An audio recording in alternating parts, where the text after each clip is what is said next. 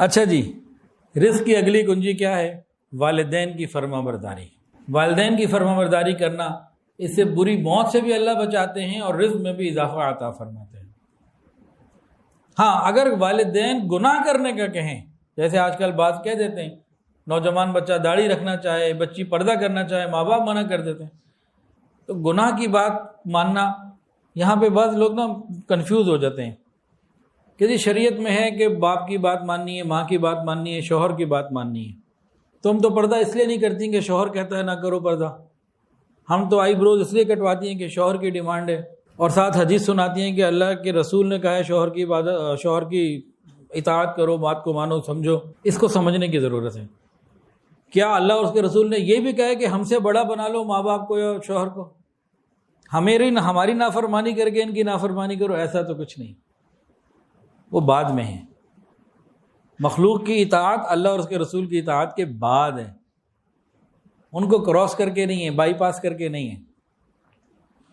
تو اگر خاوند یا ماں باپ گناہ کا حکم کریں اس کو تو نہیں ماننا، لیکن اس کے علاوہ اگر وہ کافر بھی ہیں تو بات ماننی چاہیے۔ وَصَاحِبْهُمَا فِي الدُّنْيَا مَعْرُوفًا۔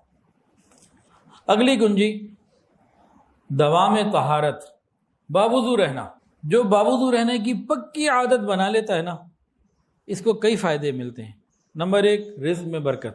نمبر 2، شیطان کے حملوں میں بچا رہتا ہے۔ یہ وضو مومن کا ہتھیار ہے۔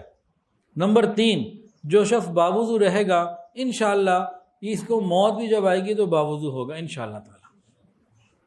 موت تو ہمیں بھی آنی ہے، جب رات کو بستر پہ سویا کرے نا تو باوضو سویا کرے، اور اس وقت یہ دل میں نیت ہو، استعدار ہو، اللہ آج میں باوضو سو رہا ہوں، یہ جو نیند ہے نا یہ آدھی موت ہے، موت کی بہن ہے، یہ میرے اختیار میں کہ وضو کر لیا میں لیٹنے لگا ہوں، موت کی بہن نیند مجھے آنے لگی ہے، اللہ وہ جو آئے گی نا اصل موت، اور وہ جو آخری نیند ہوگی موت والی، اللہ اس وقت بھی مجھے باوضو سلا دینا۔ آج میں اس لیے وضو کر رہا ہوں کہ قبر میں جاؤں تو باوضو جاؤں۔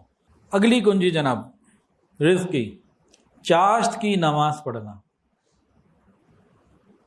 9 بجے، 9:30 بجے، 10 بجے، 10:30 بجے، زوال سے پہلے پہلے چاشت کی نماز 2 کر کے 4 رکعت پڑھ لیں۔ 8 پڑھنا چاہے 8 پڑھ لیں، 2 نفل کر کے 4 رکعت چاشت کی نماز پڑھ لیں۔ رزق کے اندر اضافہ ہے، برکت ہی برکت۔ ایک زمانہ تھا جب مرد حضرات اپنے کاموں کے لیے گھر سے نکلے ہوتے تھے تو گھر میں مستورات چاشت کی نماز پڑھ کے اللہ سے مانگتی تھی، اللہ ہمارے گھر کے مرد گئے ہوئے رزق کے حلال کے لیے، اللہ ان کے رزق میں برکت عطا۔ تو چاشت کی نماز کا بھی رزق کے ساتھ بڑا تعلق ہے جی۔ اگلی کنجی سورہ واقعہ کی تلاوت روزانہ مغرب کے بعد۔ سورہ واقعہ کی تلاوت روزانہ مغرب کے بعد، حدیث کے اندر موجود ہے جو شخص سورہ واقعہ کی پابندی سے اس طرح تلاوت کرے گا اللہ اس کو فقر اور فاقے سے بچائیں گے۔ تو یہ وہ اعمال ہیں جن کی وجہ سے اللہ رزق عطا فرماتے ہیں۔